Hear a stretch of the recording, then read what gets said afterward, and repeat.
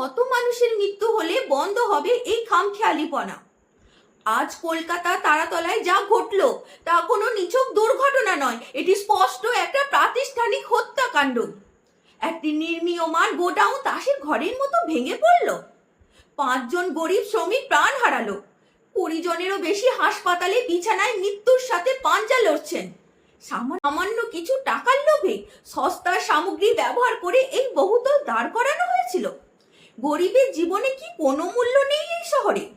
শুধু 3 জনকে গ্রেপ্তার করে বা 31শে জুলাই পর্যন্ত কাজ বন্ধ রেখে দায় এড়ানো যাবে না। প্রমোটার, ঠিকাদার এবং এর পেছনে থাকা রাঘব বোয়ালদের চিহ্নিত করতে হবে। আমরা এই ঘটনার পূর্ণাঙ্গ তদন্ত এবং দোষীদের দৃষ্টান্তমূলক ফাঁসি বা কঠোরতম শাস্তি চাই। যারা ঘরের মানুষকে হারিয়েছেন তাদের বিচার দিতেই হবে। আপনি কি একমত? ভিডিওটি শেয়ার করুন এবং কমেন্টে আওয়াজ তুলুন।